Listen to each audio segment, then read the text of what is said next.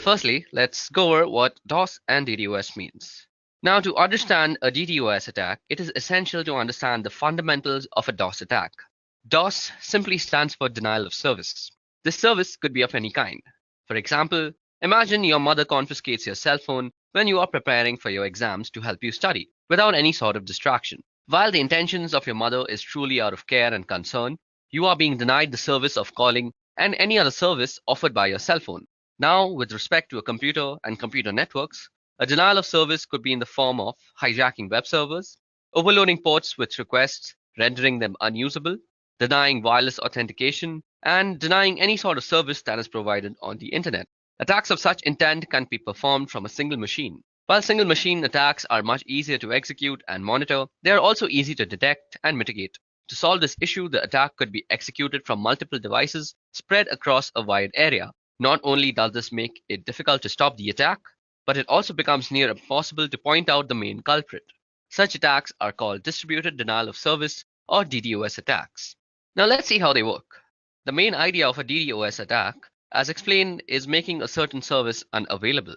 Since everything that is attacked is in reality running on a machine, the service can be made unavailable if the performance of the machine can be brought down.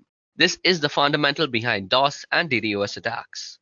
Now, some DOS attacks are executed by flooding servers with connection requests until the server is overloaded and is deemed useless. Others are executed by sending unfragmented packets to a server which they are unable to handle.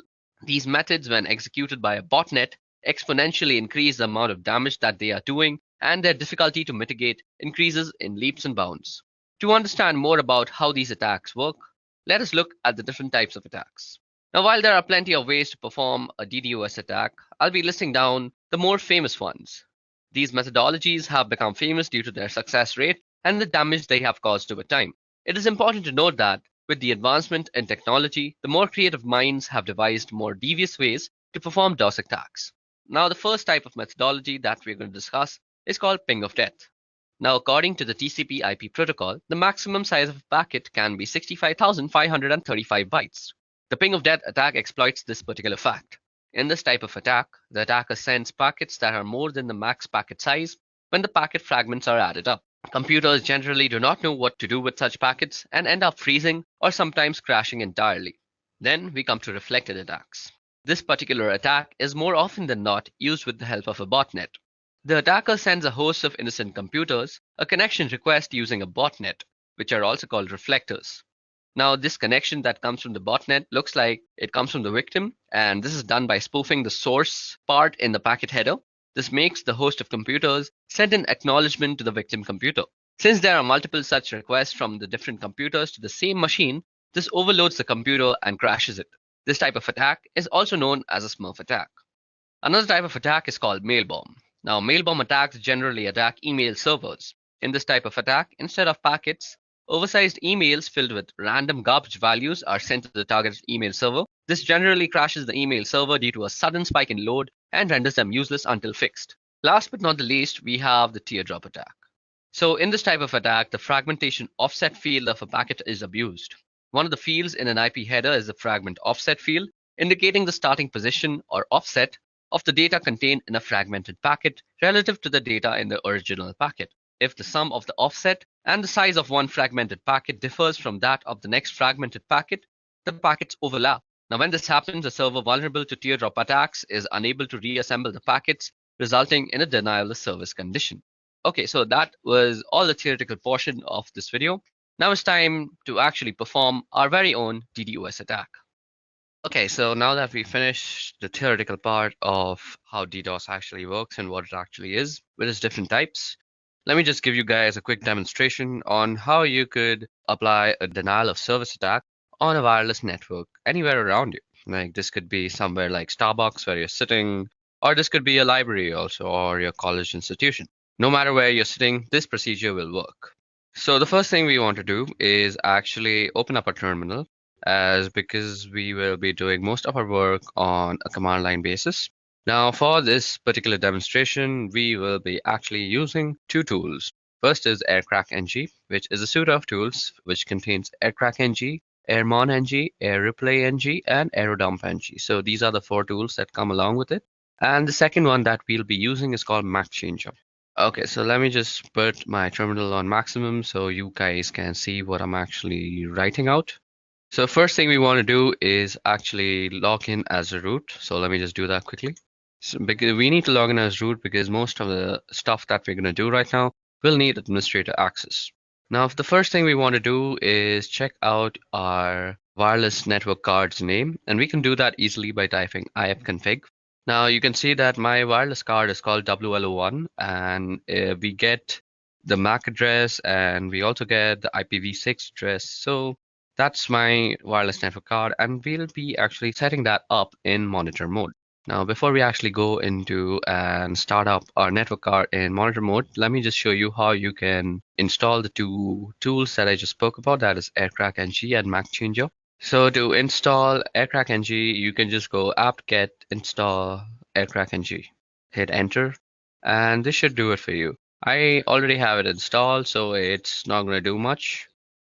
To install Mac Changer, you could just go the same command, that is apt-get install Mac Changer, and you can check if both the tools have been installed properly by opening the manual pages by typing man aircrack-ng, and this will open up the manual page for you. And let's also do the same for Mac Changer.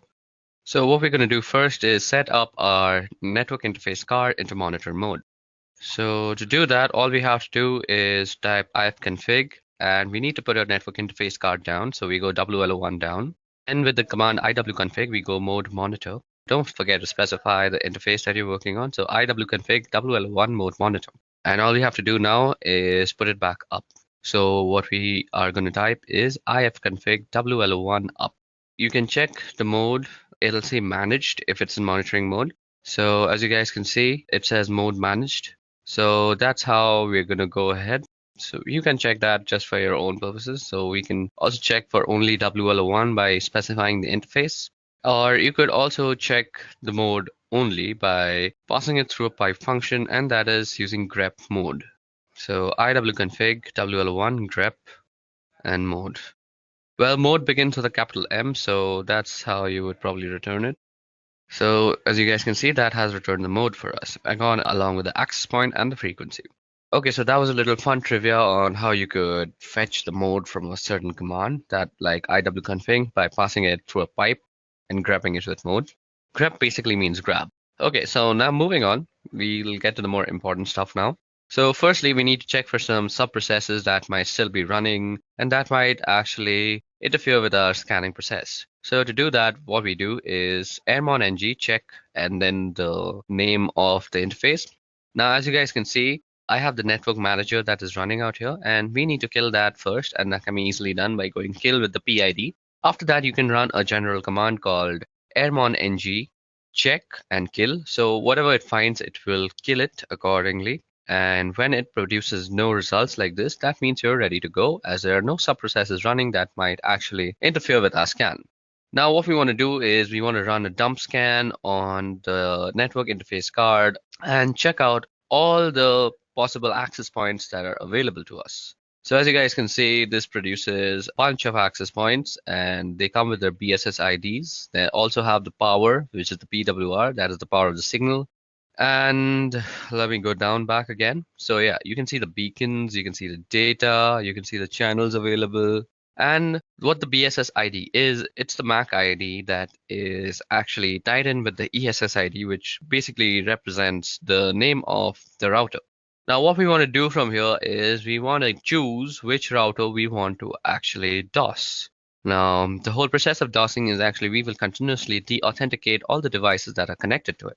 So for now, I have chosen Edureka Wi-Fi to actually DOS out. And once I send a de-authentication broadcast, it will actually de-authenticate all the devices that are connected to it. Now, this de-authentication is done with a tool called Air Replay, which is a part of the aircrack-ng suite of tools. Now, let us just see how we can use Air Replay by opening up the help command. So we go --help, and this opens up the help command for us. Now, as you guys can see, it shows us that we can send a de-authentication message by typing in the -0, and then we need to type in the count. So what we are going to do is type in -0, which will send a de-authentication message, and now we can type 1 or 0. So 1 will send only one de-authentication message, while 0 will continuously loop it and send a bunch of deauthentication messages. We are going to say 0 because we want to be sure that we are deauthenticating everybody. And we can also generally specify the person we also want to specifically deauthenticate. But for this demonstration, I'm just going to try and deauthenticate everybody that is there. So what we are going to do is we are going to copy down the MAC address or the BSS ID as you would know it. And then we are going to run the authentication message. Now, as you guys can see, our deauthentication message is beginning to hunt on channel 9. Now, as you guys know, and as I already know, that our BSS ID or the MAC address is working on channel 6. Now, we can easily change the channel that our interface is working on by just going iwconfig w1 and then channel and then specifying the channel. Now, as you guys can see, our chosen router is working on channel 6, so that's exactly what we're going to do. Now, as you guys can see, it immediately starts sending deauthentication codes to the specified router. And this will actually make any device that is connected to that router almost unusable. You might see that you are still connected to the Wi-Fi, but try browsing the internet with them. You will never be able to actually reach any site as I'm constantly deauthenticating your service. You will need that four-way handshake all the time. And even if it completes, you are suddenly deauthenticated again because I'm running this thing on a loop.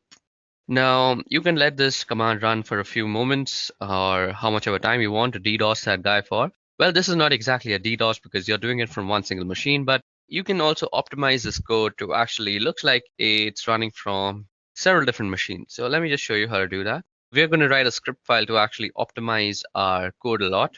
So this script file will actually automate most of the things that we just did and also optimize a little by changing our MAC address every single time. So we become hard to actually point out. So the first thing that we want to do is we want to put our wireless network card down. And maybe that's not the first thing that I want to do. Just give me a moment to think about this. I haven't actually thought this through, and I'm doing this on the fly. Okay, so the first thing that we're going to do is we're going to start a while loop that is going to continuously run until we actually externally stop it. So we go while true, and then we're going to say do. And the first thing that we want to do is send out a deauthentication message, and we are going to send it around 10 deauthentication messages. And we want to run it on a specific BSS ID. So that is the BSS ID that I had copied. So let me just put in that. And then we just put in the interface that it's supposed to work on. Now, what we want to do after that is we want to change the MAC address after we have sent all these 10 packets. So what we will need to do is put down our wireless network. And as I already discussed, we can do that with ifconfig WL1 down. And now what we want to do is change our MAC address.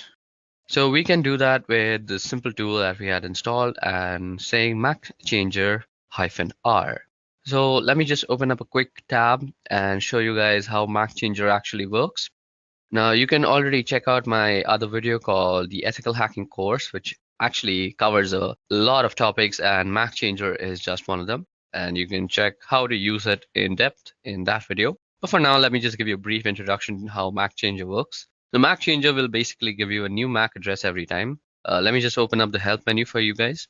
So as you guys can see, these are the options that are available to us. We can get a random MAC address. We can also tell it to show our MAC address. And we also have to specify the interface when we want to show us the MAC address. Now let me just generate a new MAC address. So you see out here that interface up or insufficient permissions is being shown. So this means we always have to put down our interface first. So let me just do that quickly. ifconfig WL1 down. And now what we want to do is give ourselves a new MAC address. And boom, roasted, we already have a new MAC address, as you guys can see from the new MAC part. Now, if we put back our network interface card and then try and show our MAC address again, we see that our current MAC and our permanent MAC are two completely different MAC addresses. And our current MAC and the new MAC are identical.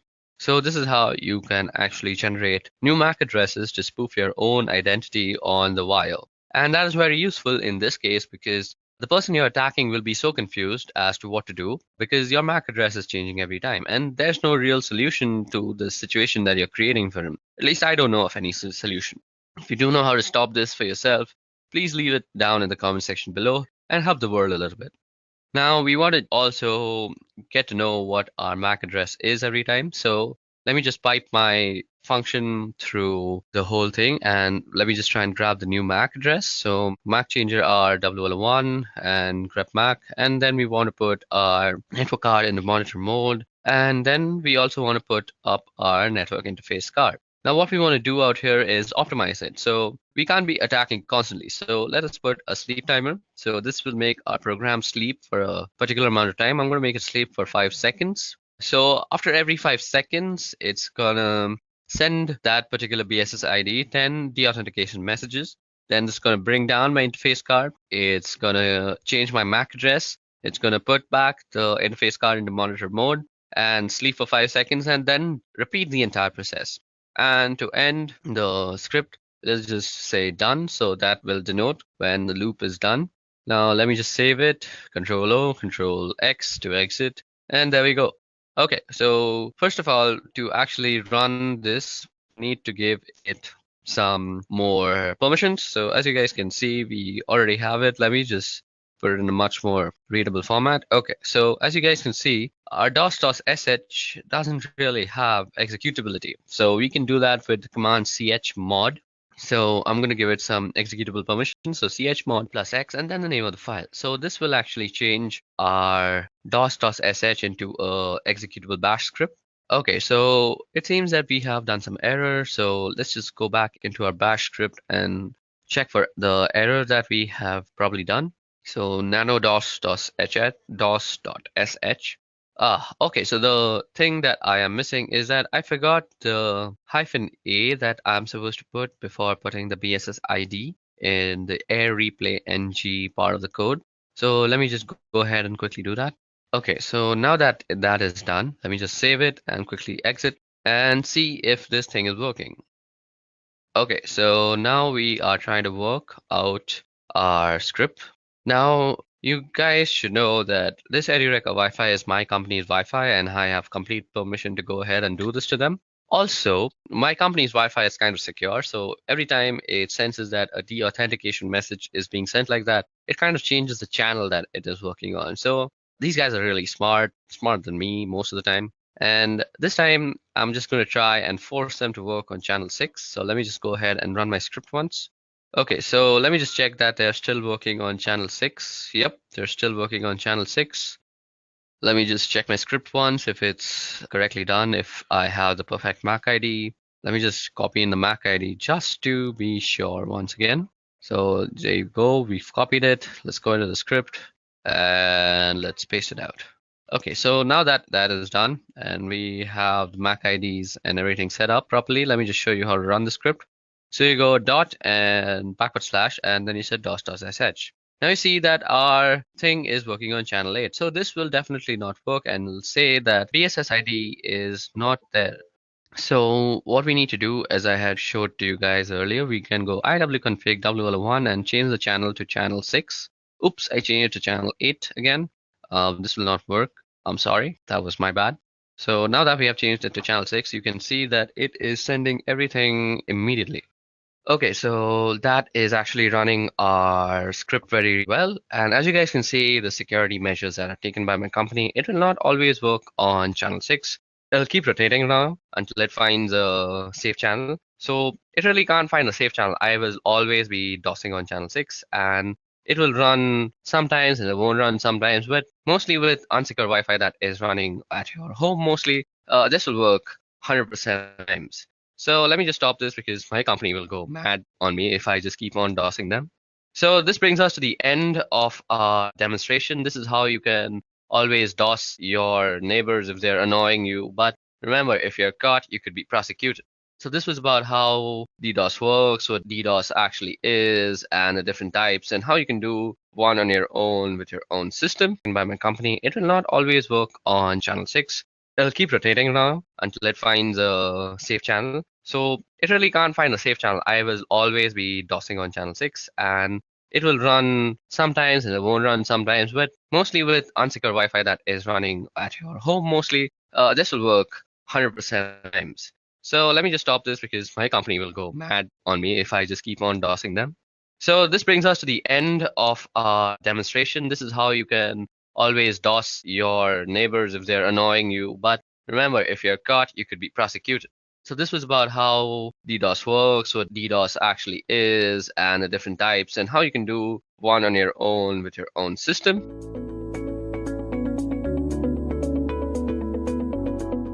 In early days of internet, building websites was straightforward. There was no JavaScript, no backend, no CSS, and very few images. But as web gained popularity, the need for more advanced technology and dynamic websites grew. This led to development of Common Gateway Interface or CGI as we call it, and server-side scripting languages like ASP, JavaScript, PHP, and many others. Websites changed and started storing user input and site content in databases. Each and every data field of a website is like a gate to database. For example, in login form, the user enters the login data. In search field, the user enters a search text. And in data saving form, the user enters the data to be saved. All this indicate data goes to database.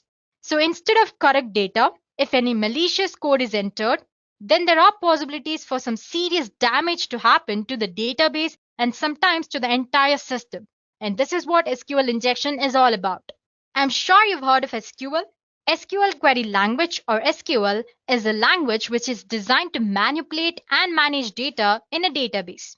SQL injection attack is a type of cybersecurity attack that targets these databases using specifically crafted SQL statements to trick the systems into doing unexpected and undesired things. So by leveraging an SQL injection vulnerability present in web application or a website, given the right circumstances, an attacker can use it to bypass web application's authentication details, as in if you have login and password, user can or attacker can enter just the user ID, skip the password entry and get into the system.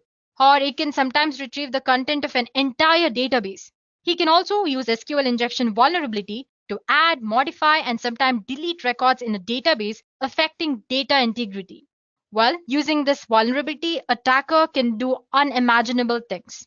This exactly shows how dangerous an SQL injection can be. Now let's check out how a typical SQL injection is carried out. Well, let's start with non-technical explanation. Guys, I have a simple analogy here. So first, let's go through this. Once you understand this, you'll easily able to relate this with what SQL injection attack is. So anyway, first imagine that you have a fully automated bus that functions based on the instructions given by human through a standard web form. Well, that form might look something like this. For example, the form might say, drive through the route and where should the bus stop? If, when should the bus stop? This route and where should the bus stop and this condition, that's when should the bus stop or the user inputs. This is where user have to enter the input into the form. Now, after putting some data into the field, it looks something like this. Drive through Route 77 and stop at the bus stop if there are people at the bus stop. Well, that looks simple enough, right? So basically here the human or the person is trying to give three instructions. That is, bus should stop at Route 77. It should stop at the bus stop if there are people at the bus stop. Well, that sounds harmless. Now imagine a scenario where someone manages to send these instructions, which looks something like this. Drive through Route 77 and do not stop at the bus stop and ignore rest of the form if there are people at the bus stop. And now since the bus is fully automated, it does exactly as instructed. It drives up Route 77 and does not stop at any bus stop even when there are people waiting, because the instruction says do not stop at the bus stop and ignore the rest of the form. So this part, which is if there are people at the bus stop, is ignored. We were able to do this because the query structure and the supply data are not separated properly. So the automated bus does not differentiate between the instructions and the data. It simply does anything that it is fed with or asked to do. While SQL injection attacks are based on the same concept. Attackers are able to inject malicious instructions into good ones, all of which are then sent to database server through a web application. And now the technical explanation. An SQL injection needs two conditions to exist, which is a relational database that uses SQL and a user-controlled input which is directly used in an SQL query. Let's say we have an SQL statement, a simple SQL statement. The statement says select from table users where username is so and so and password is so and so. Basically, you can think of it as a code for a login form. It's asking for the username and the password. This SQL statement is passed to a function that sends the entire string to connect a database where it will be passed, executed, and returns a result at the end. If you have noticed, the statement contains some special characters, right? We have asterisk here to return all the columns for selected database row. And then there is equals to only returns values that match the search string. And then we have single quote here and here to tell the SQL database where the search string starts or ends. So for user, you have starting here, ending here, and for password here. So basically a pair. Now consider the following example in which a website user is able to change the values of this user and password such as in login form. So if the values are put into user and password, it looks something like this. Select from users table where username is Dean and password is Winchesters. And the SQL statement is simple enough. It's very direct. So if there is a user called Dean with password Winchesters, then all the columns of table users are extracted. Now suppose if the input is not properly sanitized by the web application, the attacker can easily insert some malicious SQL statement like this. The username might be Dean or 1 is equal to 1, and then you have double hyphen followed by password is equal to Winchesters. So basically, along with the data, the user or the attacker has tried to enter a malicious SQL statement disguising it as a data here. So guys, you need to notice two things here. First one, we have or 1 is equal to 1. It's a condition that will always be true. Therefore, it is accepted as a valid input by application. For example, if Dean is not a valid user or if there is no user called Dean in the database, application would consider the next value because there is or in between. Our next value is 1 is equal to 1, which always returns true. So basically, our input will be something like this, Dean or true. And if there is no user called Dean, the next input will be true and it will be taken as an input value and the values will be displayed. So the next part, which is double hyphen. I'm sure you know what double hyphen represents, right? Basically, it's commenting the next part of the SQL query. So it instructs the SQL parser that the rest of the line is a comment and should not be executed. So the part that's password part will be ignored. So basically what we're trying to do is we're trying to bypass the password authentication here. So once the query executes, the SQL injection effectively removes the password verification, resulting in an authentication bypass. By using double hyphen, we're commenting rest of the comment. And before that, using 1 is equal to 1, which is translated to true, we are trying to enter the database without even giving an valid value. So the application will most likely log the attacker in with the first account from the query result. And as you guys know, most of the time, the first account in a database is that of an administrative user. So basically by doing nothing or basically by giving some random data here, the attacker was able to extract the admin details. It sounds very dangerous, right? So that's all an SQL injection attack is all about. Basically, you're trying to manipulate the valid or the correct SQL statement as a malicious code and trying to extract data from the database. Now, what's the worst that could happen when you suffer an SQL injection attack? There are a number of things that an attacker can do when exploiting an SQL injection on a vulnerable website. First of all, he can access data without authorization. For example, by tricking the database into providing too many results for a simple query. Then he can extract sensitive information like social security numbers or credit card details. Next thing, he might somehow get in touch with authentication details of users registered on a website, and then he can use this information to log in during other attacks. He can also alter data in the database without authorization. For example, he can create fraudulent records or add extra users, or he might even actually delete the entire table. Or an attacker can easily control application's behavior that's based on data in the database. For example, by tricking an application into allowing a login without a valid password, which we saw earlier. I showed you how using an SQL injection attack, you can bypass an authentication mechanism or you can avoid password verification. Well, it all depends on the capabilities of an attacker, but the exploitation of an SQL injection vulnerability in a website or an application can lead to complete takeover of the database and the web server.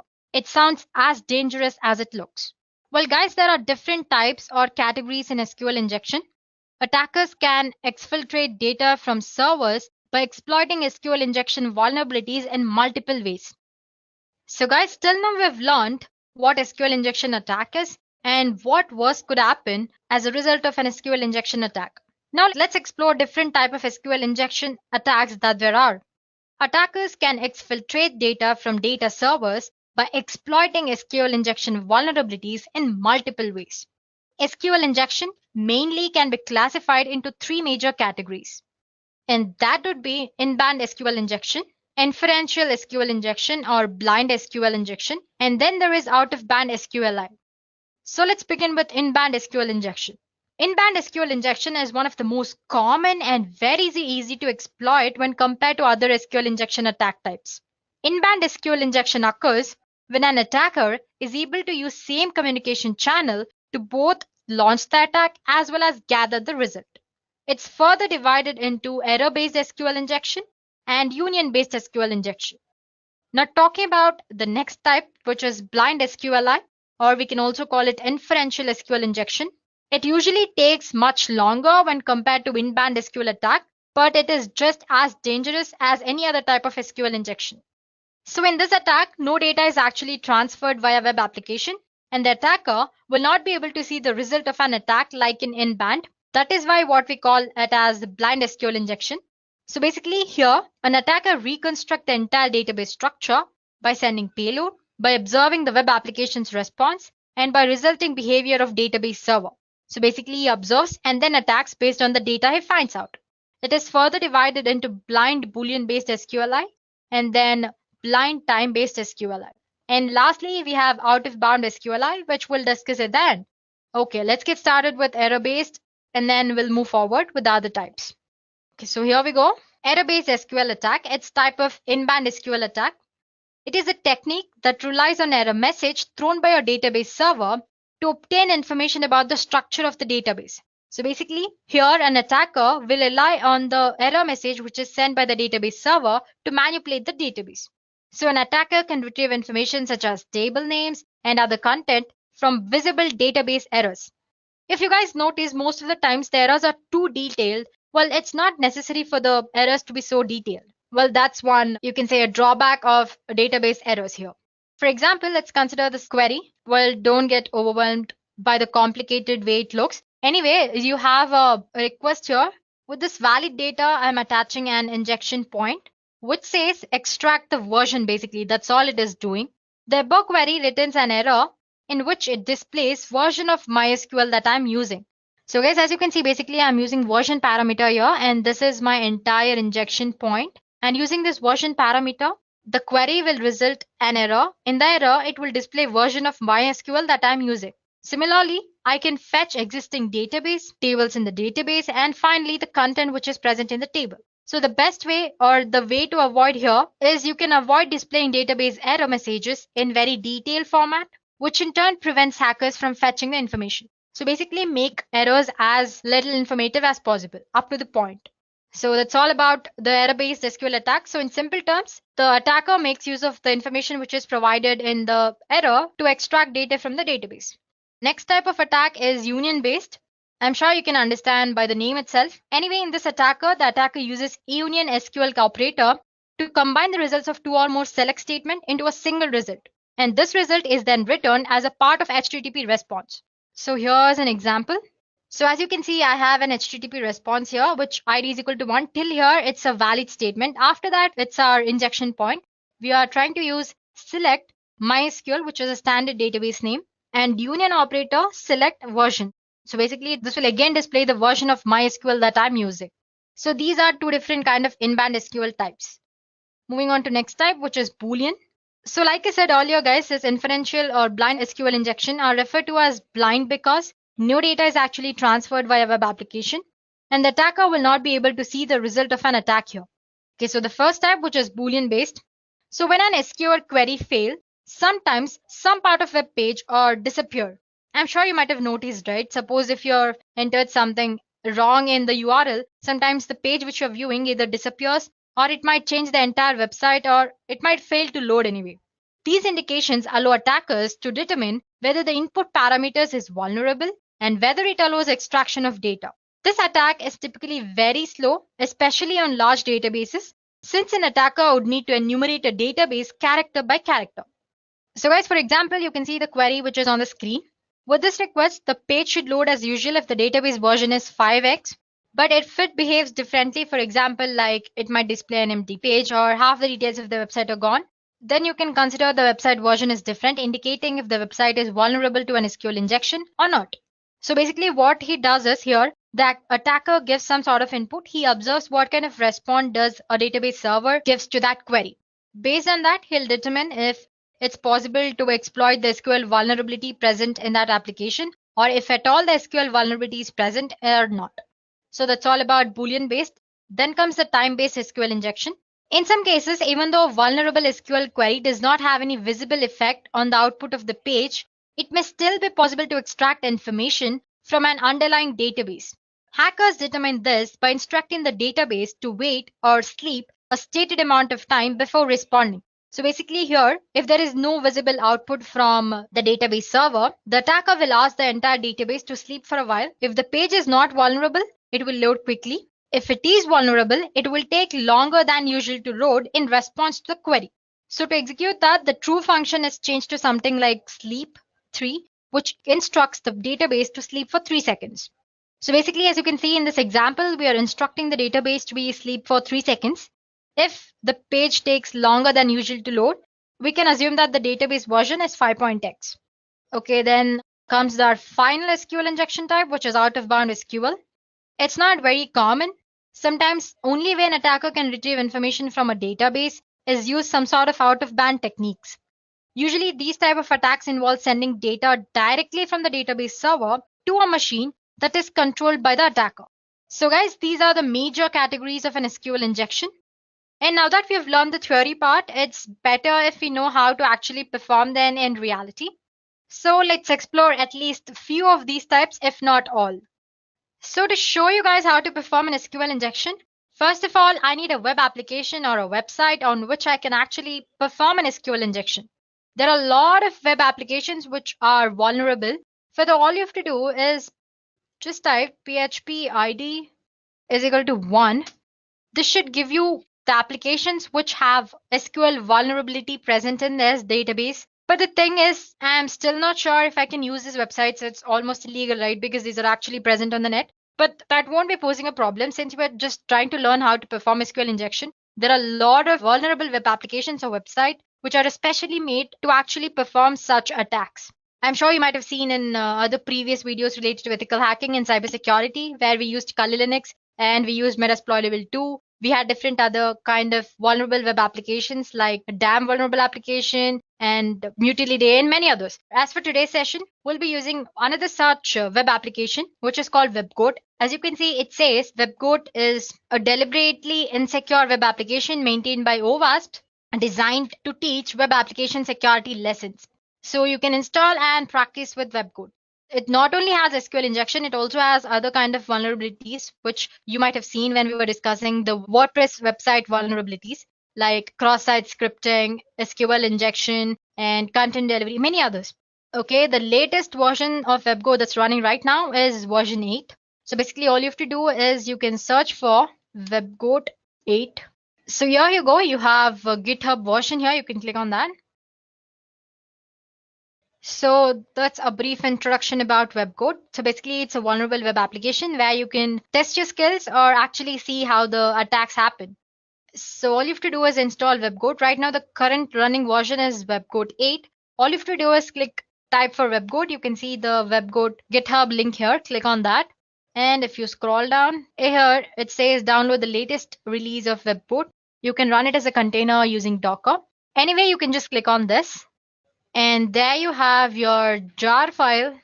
Just click on that, it'll be downloaded. I already have it downloaded. You can store it in your favorite folder or the folder which you access very easily. So one more point is that there's a prerequisite which you need to have to use WebGoat, which is your Java, latest version of Java. So let's say cmd command prompt. Let me just check if I have Java version. So as you can see, I have latest version, which is Java 11.0.2. So if you have older versions, delete them or just update them to the new version. And sometimes it also says that to actually use WebGoat, you need to have Tomcat, but it runs without Tomcat as well as when it comes with the pre-installed JVM and Tomcat. But to be on the better side, please do make sure you are using JVM. Okay, guys, I have my webcode stored in my D folder. So all I have to do is and dir. Let me maximize the screen for you guys.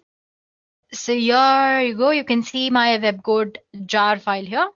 So now to start using that, all you have to do is java -jar and webcode. Let me just press tab. There it goes. Click enter. Well, it starts a webcode application for us. It might take about like half a minute.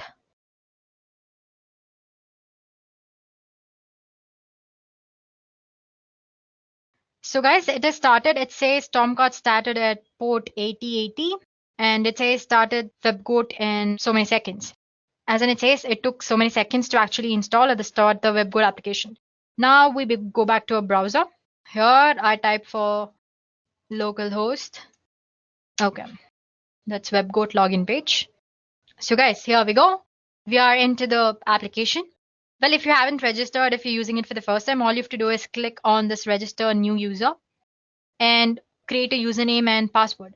Okay, let's create a username. Let's say Deepthi, password, some password, and agree. It's as easy as that, and click on sign up. It says it must be between 6 and 10.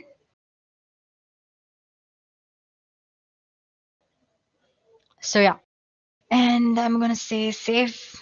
Here you go. This is the webcode application. As you can see, it's a deliberately insecure application that allows interested developers just like you to test vulnerabilities, which are commonly found in Java-based application that use common and popular open source components like SQL and other components. So you have different other kinds of vulnerabilities here as well discussed. You have insecure deserialization, you have access control flaws, you have cross-site scripting. Under that, you have different categories. And then you have authentication flaws like JWT tokens. Then you have authentication bypass. You have password reset. And then there is injection flaws, which we're going to discuss today. Under that, you have cross-site scripting as well, or XXE. And then other general like HTTP basics and proxies. So let's go for our today's topic, which is SQL injection. The first thing that you want to do is not go for advanced. It's a little complicated. So just click on injection here, SQL injection. You will land upon this page. So basically the first page is all about what SQL query languages, that's SQL is about. Different type of SQL injection, not the types which you discussed. String-based SQL injection and numeric-based SQL injection. And then just click next. Ignore this, it's mostly because of the network error anyway. It's all about basic SQL details that DML, data manipulation language, data definition language, which includes create, alter, drop, and truncate. Then you have data control language, which is grant and revoke.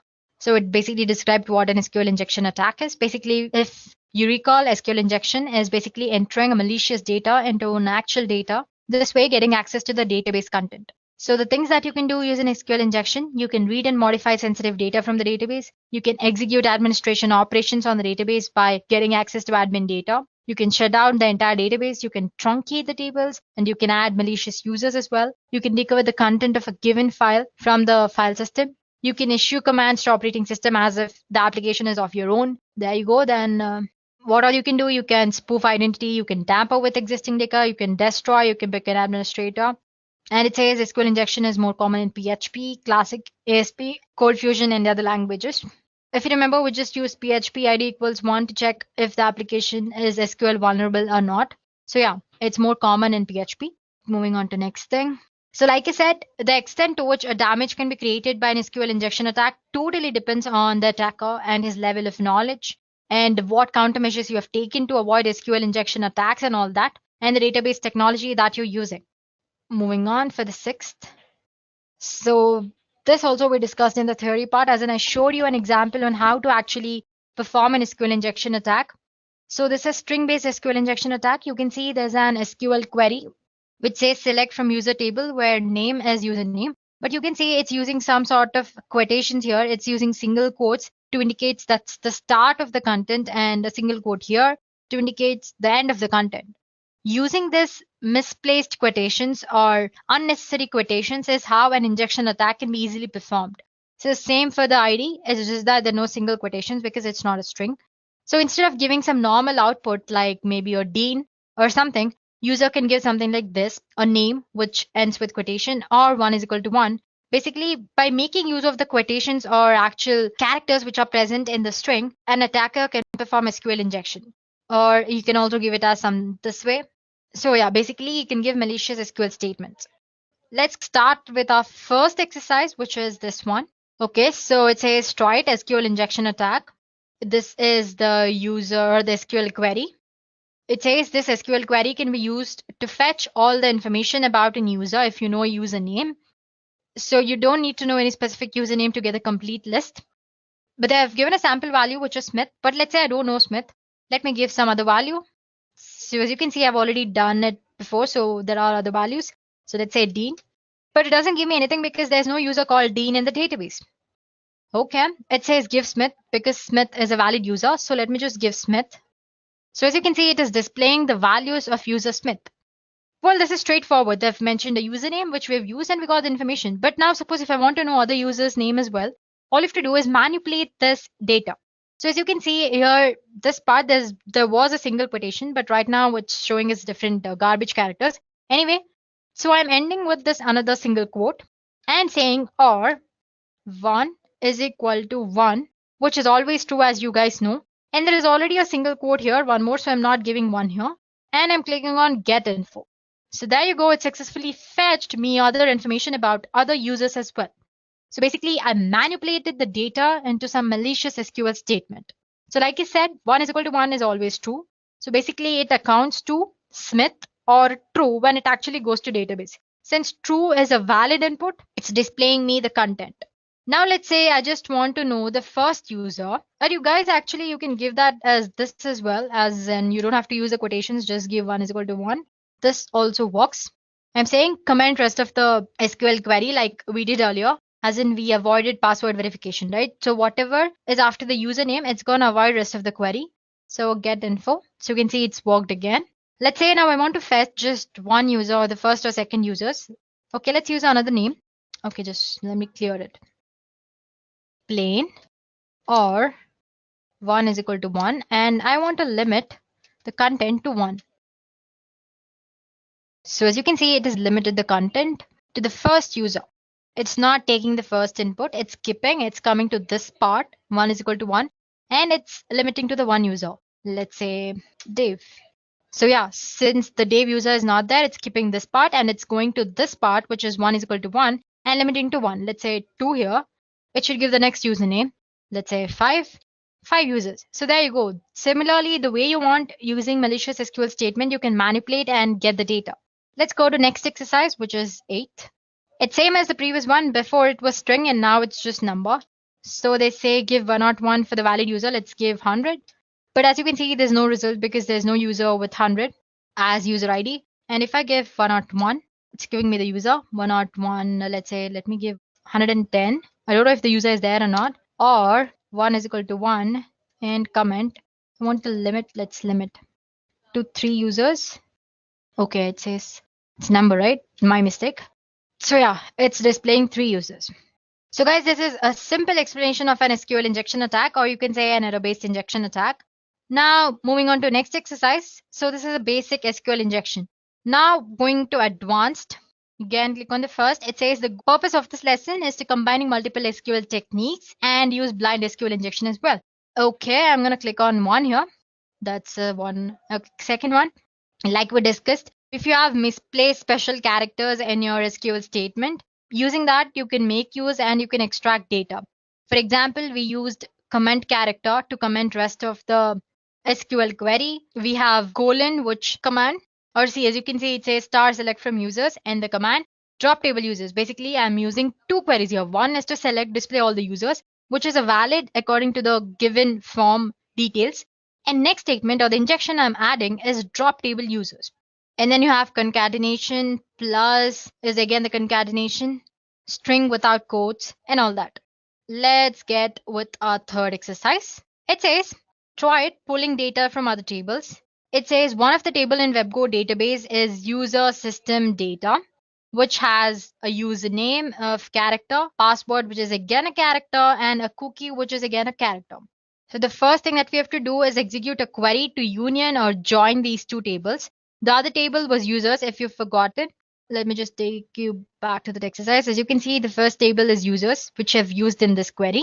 So going back to advanced, we were in this exercise. So yeah, we need to join users table as well as user system table, or do whatever you want. But the final thing they want is see if we can fetch Dave's password. Dave is one of the user. So guys, like I said earlier, the union operator is used in SQL injection to join a query. And the result of this forged query will be joined to the result of actual query. So you have one query, for example, let's say you're giving username and I'm giving union there. I'm attaching another statement. So basically for the result of the previous query, I'm adding my injection point via union. We are asked to fetch Dave's password here. Well, there are a lot of ways you can do it. We can do it without using union as well. Let me show you one way. Let's say I have Smith. I'm going to end this here and let me say select star from user system data, and I'm again quoting it, and that should do it. So sorry about that, guys. Earlier it was an error, right? So basically, let's say Smith, and I'm commenting it, and then I'm giving select star from user. What is the table name? System data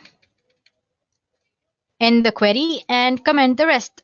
So as you can see, it has fetched the password of Dave. This is one way of doing it. But then we explored error-based SQL injection earlier. Now I want to show you how to use union command to extract or to perform this exercise. Anyway, so basically, like I said earlier, again, you can use union to combine two results. So the first thing you need to do is you need to know the number of columns in your user tables. For that, the simple thing that you can do is Smith. You can use group by or order by. Both of them works fine. I'm using order by 1 and let me comment it. It is giving me some sort of output. So I can say number of columns is more than 1 or actually 1. Let me try one more. 2, comment. It's still giving output. Let's give 3, 4, 5, 6, 7. It's still giving me output. Let me try go for 8. Yeah, as you can see, when I've given till 8, it says invalid order by expression. It's because, so you can see if I give 7, the number of columns here are 7. User ID, that's 2 first name, 3, 4, 5, 6, and 7. Total number of columns are 7. And when I give it 8, it's giving me error because the number of columns are just 7. So this way, based on the error it's displaying, you can actually extract data, or you can actually know. So now that we know there are 7 columns, I'm going to use union statement. Remember guys, when you're giving union, in the select statement, the number of fields or the number of columns that you're giving should be same number of columns as in the users table. That's 7. That's why we found the number of columns. The values are needed because the two queries must have equal number of columns in order to avoid syntax error. If you have like 5 columns in your second table and if you have 7 columns in the first table, the union won't happen properly and you're going to get the syntax error. To avoid that, we found out the number of columns so that you can manipulate it in the query. For example, let's say Smith, and now the union select user ID, 7 columns, user ID, then password. Let's give username as well, username, password, then cookie. Make sure the data types is right as well, matching, then cookie, then user ID. Let me just count. So I have 1, username 2, that's 3, password 4, 5, 6 the field, and 7 user ID. From which user table? That's user SYSTEM system. Sorry about the mistakes, guys. Data, and comment the rest of the session. Now if I give get info, as you can see, it is fetching the information. So basically we used union operator. We combined that with actual getting, which was name. So basically we gave Smith as the username. Along with that, we attached our next query, which is select. We found there are 7 columns in our user tables. Since we're using union, we are adding 7 tables in the query as well and asking it to display the information. So as you can see, it displays Dave password, which was same as before. That was when we performed Smith in the query, and select star from user data system data. Okay. So as you can see, the password now and the password earlier was also different, as in same. Sorry about that. Now if I give this to check, pass W0, and then I have R and capital D. So it says, congratulations, you have successfully completed the assignment. There you go, guys. I've showed you error-based SQL by finding out number of columns and in the simple SQL as well. After that, we also learned how to use union operator to extract the data.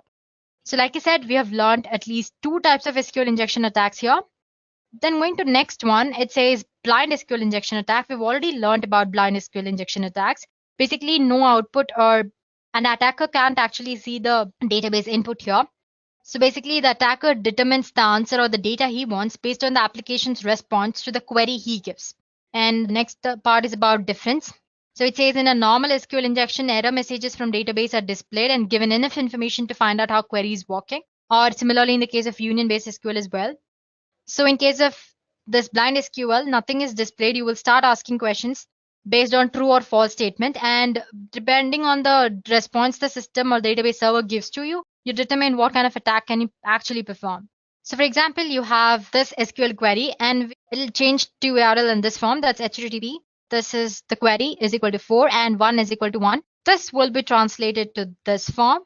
You know the website is vulnerable for a blind SQL injection. But if the browser responds with page not found or something else, you know that a blind SQL injection might not work or that there is no vulnerability present in that application.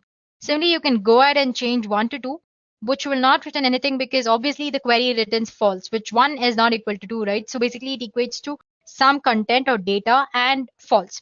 Now, how do we actually take the advantage of above true or false thing? So here you go. I have my actual data, which is http myshop.com, article is equal to 4. And this is my injection point, substring. I'm trying to find database version here. Similarly, you can also find the number of databases present, the database's names, tables present in database, and actual content of the database and all that. If the Boolean blind SQL injection doesn't work, you can always go for time-based blind injection. Basically here, instead of true, you're replacing by some time limit, say sleep for 3 seconds. Even after giving that, if the application actually loads properly, it means there's no SQL vulnerability. If it takes a little time to load, then it means that there is some sort of SQL vulnerability and you can exploit that. So there you go.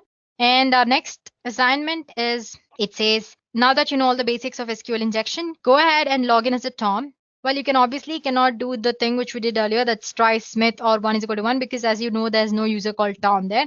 So guys, go ahead and try this exercise on your own and see if you have understood the concept properly. If not, you can always post in the comment section below and we'll get back to you guys. So as for this session, this is more than enough. We have explored the basic SQL injection as well as advanced.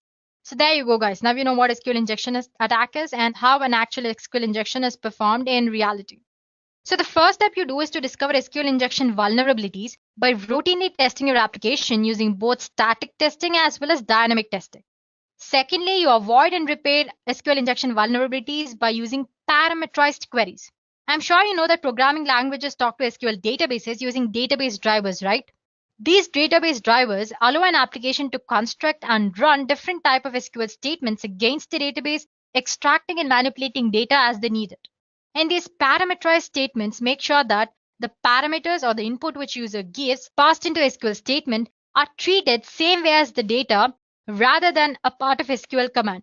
So what I'm saying is that earlier I said that all you have to do in SQL injection attack is insert malicious data into a actual proper data, right? So, and this malicious data is treated as an SQL statement. So if you used parameterized queries, this malicious SQL code won't be treated as an SQL statement. Instead, it will be treated equal as some data, input data. And there's one more way you can protect against SQL injection. Many development teams prefer to use object relational mapping or ORM frameworks to make the translation of SQL result sets into code object more seamless. And then comes the third thing, which if you are unable to use parameterized queries or a library that writes SQL for you, the next best approach is to ensure proper escaping of special string characters. So basically, you can use escape characters in your data.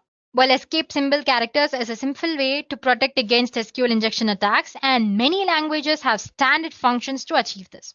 You can enforce principle of least privilege. Application should ensure that each process or software component can access and affect only the resource it needs, as in it can't access the other data which is not actually related to it. Well, you can think of it in the same way that only certain bank employees have the access to the actual vault. So applying these restricted privileges can help mitigate a lot of risk around injection attacks. Sensibly designing access management in this way can provide a vital second line of defense. So no matter how an attacker gets access to your system, it can mitigate the type of damage that they can possibly do. And finally, you can use a web application firewall. Well, they're not as effective as other measures, but they can help you identify SQL injection attempts and sometimes help you prevent SQL injection attempts from reaching the application as well. So, guys, SQL injections are popular attack methods for cybercriminals. But by taking proper precautions such as ensuring that data is encrypted, performing security tests, and by being up to date with patches, you can take meaningful steps toward keeping your data very secure. There are a variety of ways an hacker may infiltrate an application due to web application vulnerabilities. So, guys, stay informed and stay alert. No matter how an attacker gets access to your system, it can mitigate the type of damage that they can possibly do. And finally, you can use a web application firewall. Well, they're not as effective as other measures, but they can help you identify SQL injection attempts and sometimes help you prevent SQL injection attempts from reaching the application as well. So, guys, SQL injections are popular attack methods for cybercriminals. But by taking proper precautions such as ensuring that data is encrypted, performing security tests, and by being up to date with patches, you can take meaningful steps toward keeping your data very secure. There are a variety of ways an hacker may infiltrate an application due to web application vulnerabilities. So, guys, stay informed and